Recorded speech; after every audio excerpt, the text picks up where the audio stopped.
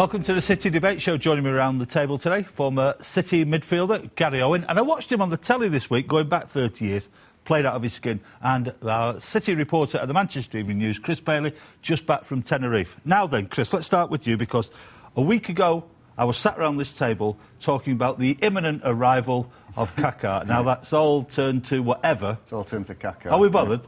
Of course you're bothered, because everybody would like to see, you know, a superstar of that calibre in City's team, one of the best three players in the world, you know, year on year for the last 2 or 3 years. So from that point of view, of course you're disappointed. But if the deal can't be done, it can't be done, and in the modern parlance, you move on. Did you get the impression, though, Gary, that irrespective of how good the deal was for Milan, he didn't seem that keen to get to Manchester, did he? No, I think his spiritual home is Milan. He's a very religious person.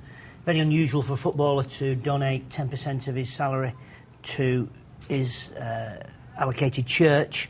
So he's obviously feels at home there. And I think the pressure from the fans and inside of the club, even though I believe that if he didn't put too much of a fight up, I think Milan would have took the money, because it was an exceptional offer. I think the power that the fans put onto him made him change his mind and say he wants to stay there because his spiritual home is in Milan, and we missed out. If you listen to City, they never even got to speak to the player, so you know, City will tell you that he never got the chance to turn City down because no one asked him. Now, Chris, you know that once you become, or get this sobriquet, world's richest club, you become the national press's whipping boy. So correct. City are going to take a bit of flack, irrespective of how a deal pans out. But Gary Cook took a bit of flack this week, saying he doesn't know how to do a football deal. Well, that's a bit surprising. I mean, he is new to football, but he's not new to business. And the team that City sent out to Milan had Simon Pearson, who's been present at some of the billion-dollar bank deals and property deals all over the world. So they're two men well versed in the ways of business, and they took 3 lawyers with them as well. So it's not like they were underprepared. There was a 5-man delegation out there. Maybe some of Gary Cook's ideas are a little bit too modern for football at the moment. He's very much. His experience very much based on the sports market in America, which is really much more commercial than it is in Europe in football. Now, Gary, you're not shy of making a bob or two. You know how to put a bit of business together. But I read a great article at the weekend. It says about what Gary Cook is trying to do would make footballers immensely rich, as in Tiger Woods, Michael Jordan rich, as opposed to the £100,000 a week, which is huge money to us, but in global sports terms is peanuts. Well, it is, but football has changed. If you want to look at the way it's marketing, when you think of David Beckham, for his image rights, probably paid for the rest of the Galacticos while David Beckham was there. That's how powerful his marketing tool is on David Beckham. And, I remember Middlesbrough with Janino, Emerson and Ravanelli, when they went there, paying image rights to them. We're going back 10 years now. That's always been in football, but I don't think football clubs in this country in particular have known how to exploit that. I think on the continent, when you look at America in particular, they certainly know how to do it. That's why they was able to afford David Beckham the $125 million, supposedly, for 5 years, because they knew they could get that back with the image rights. So it's been in football for many, many years. But it's interesting, though, because Beckham is the only one in the top sports earners, Chris. So, but the interesting thing, maybe Kaká wasn't the right person because of his personal beliefs. Well, but if they do get a senior football icon and sell them on this deal, we could have a real influx of players. I think Kaká probably was, because people would buy into that side of his personality as well as the football side. And in South America, he's absolutely huge, hugely famous, bigger than Beckham.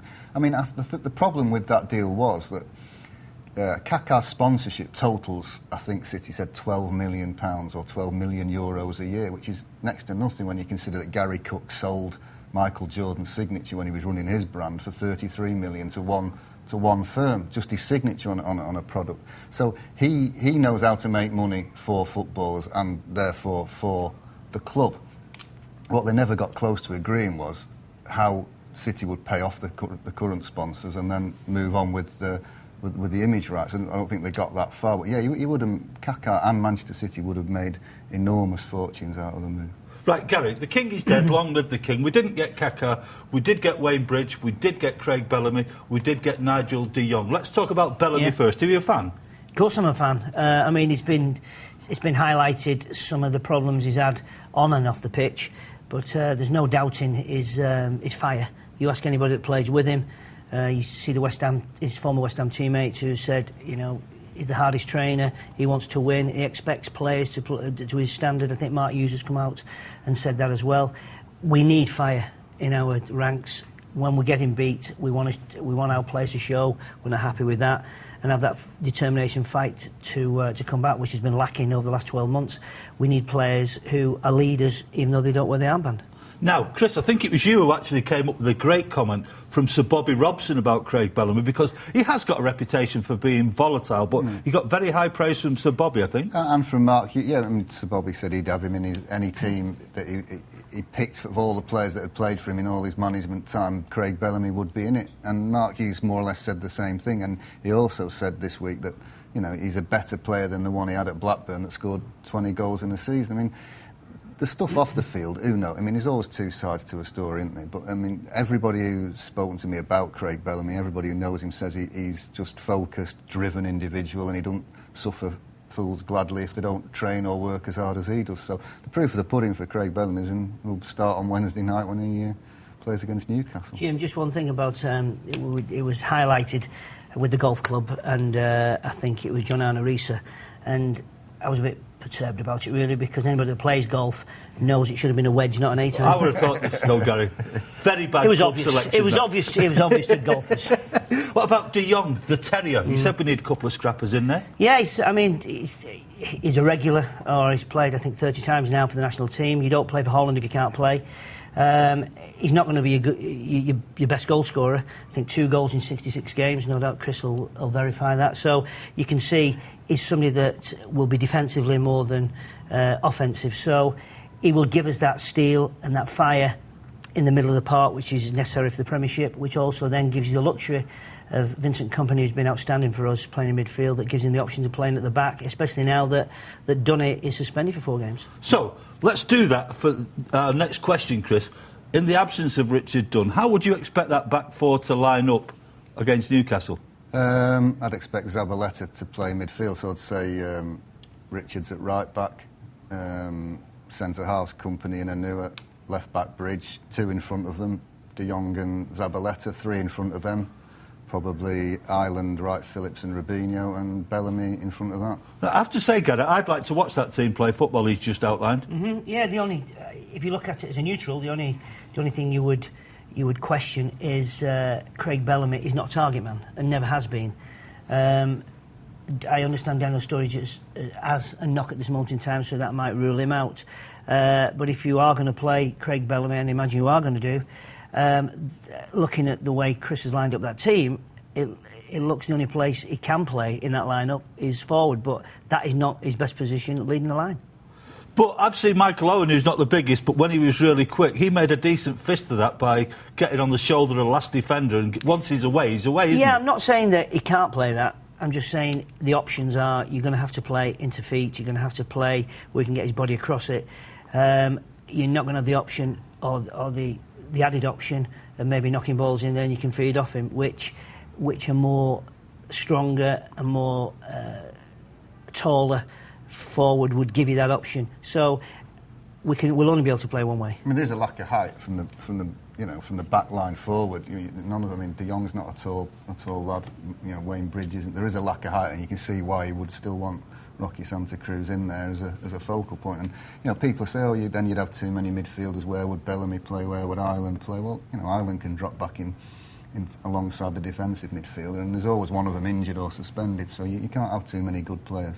You've had a chance to talk to De Jong. What do you make of him, Chris? Yeah, he talks a good game. I mean, you know, he said I'm a training animal, which is another thing that Hughes likes. He's brought in Bellamy and De Jong, who are both training animals, who are both, according to the rest of the squad, have both stepped it up. There's been a real intensity to the work they've been doing in the past week. So he just loves playing football. And he's been out for a while, since October, I think, with a knee injury, but he's fit again now, and I think he's just raring to go. And the national press, Gary, of course, jumped on it. We could have had him for 2.3 million. You've ended up paying 17 or 18 million. Is that just come back to what we said before about you're there to be shot at? No? Yeah, I think it's the old phrase from Who Wants to Be a Millionaire? You could have that, but we really want to give you this. Yeah. And I think that's what's happened with the transfer. The thing about that is, though, De Jong had started negotiations with Hamburg on a new contract. So if we hadn't got him now, he might have signed that new contract, and you wouldn't have got him for $2.5 million in the summer anyway. Or he may have gone somewhere else. Real Madrid were chasing him for much of the previous window. So, you know, they got the business done. Who knows what? If he'd have signed a new 5-year contract at Hamburg, he would have had to pay, you know, a lot more than 2.3 million. But we're coming towards the last week of the window now. Are we still expecting 1 or 2 more deals, Gary? I'm certain there will be. I think Mark knows, and it's quite obvious to me, and Chris, who's watched all the games as well, that the squad is not good enough. It's been proven under Sven for the second half of the season. It's proved for the first half of the season. The squad have all been given the chance, and I've said it more than once. Every player's been given the chance under Mark Hughes, and the strong will survive, and the others have got no excuse really, and they do need to be replaced because we need a stronger squad than we've got if we're looking to improve on what we're doing, and certainly to take a step forward. Back in for Rocky Santa Cruz, Chris? Yeah, you know, one last chance. I mean, Blackburn, would, in my opinion, would be daft turning 20 million down. They're never going to get 20 million for him again after this transfer window, I wouldn't have thought. So, yeah, they need a big target man. And maybe 1 or 2 others. I mean, I wouldn't be surprised if there was, you know, at least 2 more came in before next Monday evening. A lot of the papers went with the Given story as a next goalkeeper at City. That does surprise me because I'm a big fan of Joe Hart. Yes, he's inexperienced. I mean, I've asked different people through football. You know, we've conceded goals. Has Joe Hart been at fault for any goals? Because I'm struggling to find any that Joe Hart's been at fault for. And one colleague of mine came out and said, well, what about the goal at Fulham at the near post? So I thought, right, well, yeah, a goalkeeper should never be beaten at his near post, but better goalkeepers than Joe Hart over the years have been beaten at the near post. I think if Given comes in, he's going to play, and that really, you know, I don't know where that leaves Joe Hart, but he wants to progress his career, and that's what would worry me if Joe is a number 2. This is Gary Owen, that's Chris Bailey. We'll be talking a lot more about City. We'll see you in 2.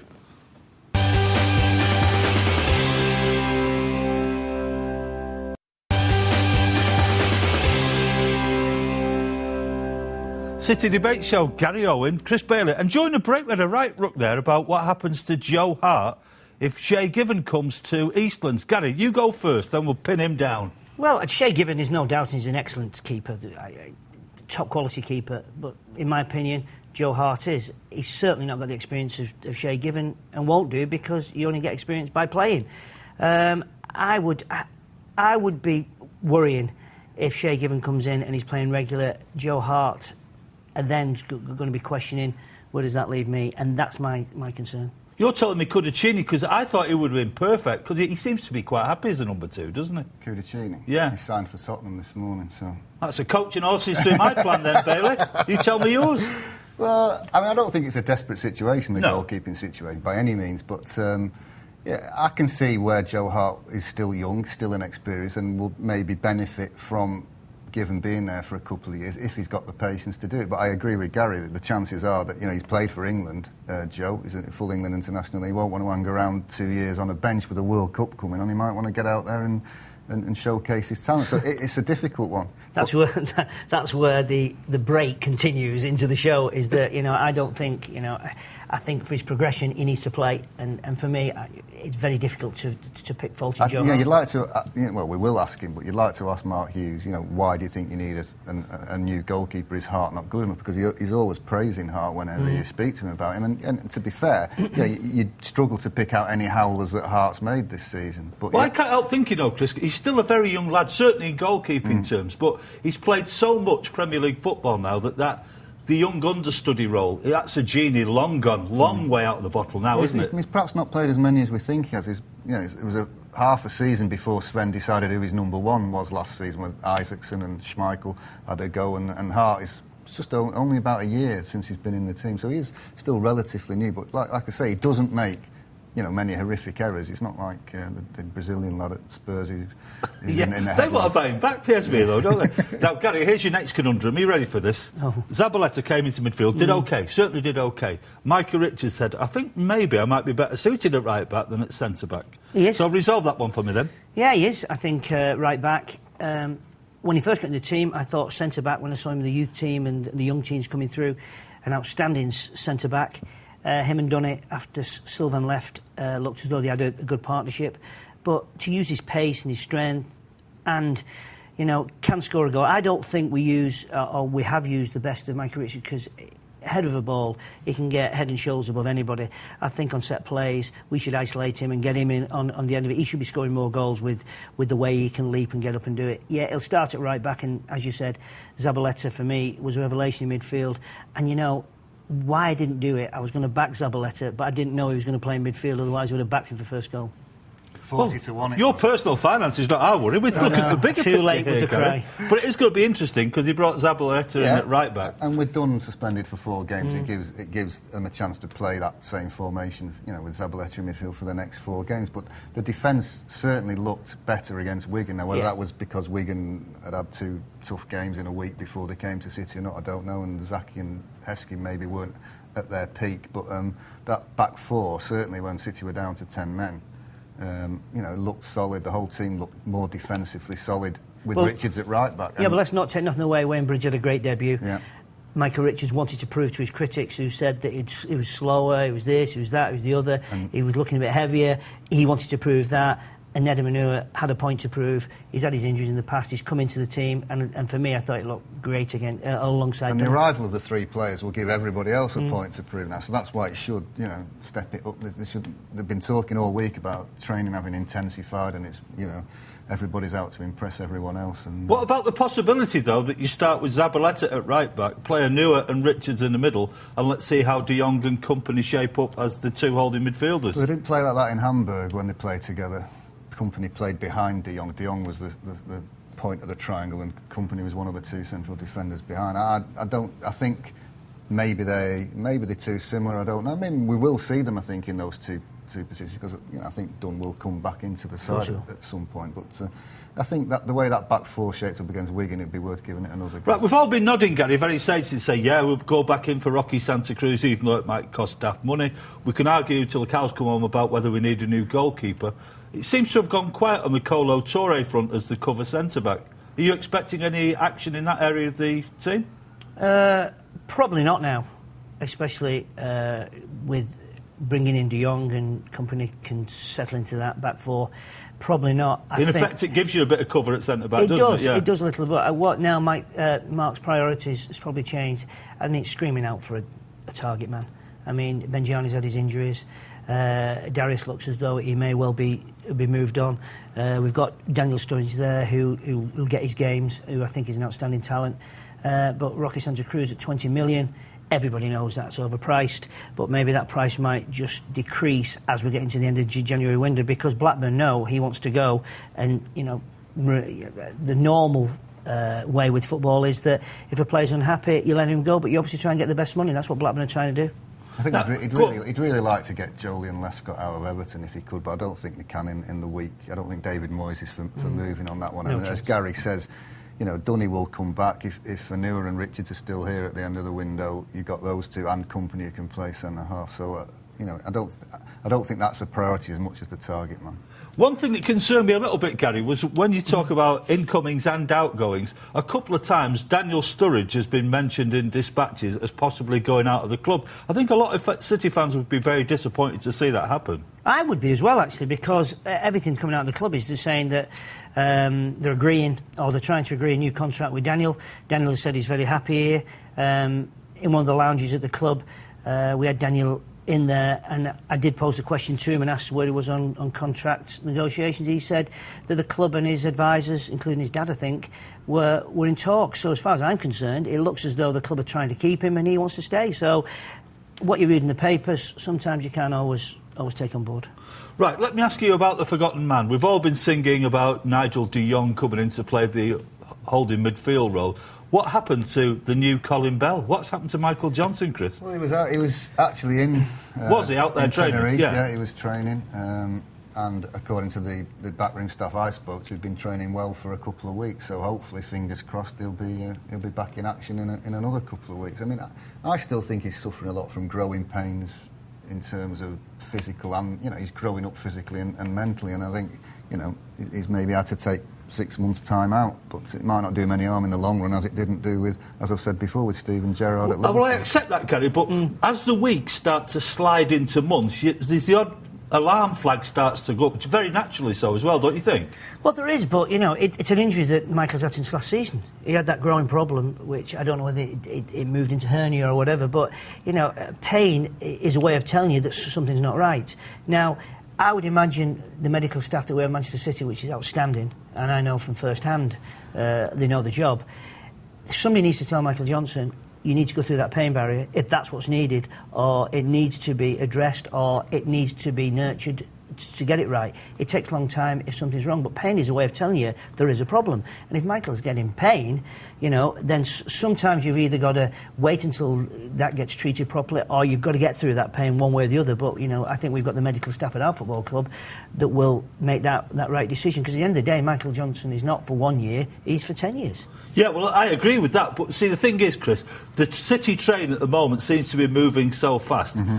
Even if you're a young lad with potentially 10 years of top-level football, it's a train you don't want to miss, Correct. Surely. Well, that's down to him then. So, if he's got to play through the pain, then like Gary says, try and play through it. I don't know where he is in terms of he's had various operations, he's doing yoga, they're trying to get to the bottom of it. I think it's just a matter of time, and he's got to get his head around it. And it must be hard for a young man who's had that much recognition and success very early on to suddenly be out for so long. I mean, every player reacts differently, so just hopefully they're bringing him along slowly, talking to him, and like I said, he was there in Tenerife, he looked happy enough. Do you get a chance to talk to him? No, but only to say hello. You tend not to, bust into players' meetings and things because you stay as detached from as you can. They don't necessarily want you listening to what they're talking about. Well, they'll change a rule for you then, doesn't it? Yeah, that does. Yeah, Danny Sturridge was there too. That's an interesting one. Just coming back to that because he's out of contract, clubs can deal with him direct in January. They don't have to kind of table bids through the club. They can contact him direct and.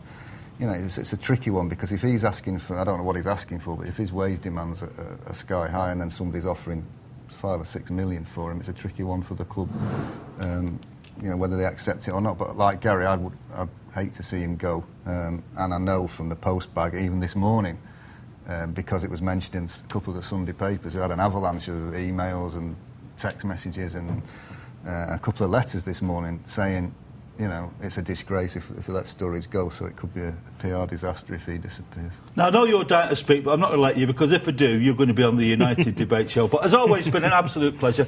Old pals Gary Owen and Chris Bailey around the table. It's Manchester City. There's always 100 things to talk about. We've covered 7 or 8, but we'll be back to do it all over again, same time next time on the City Debate Show. See you then.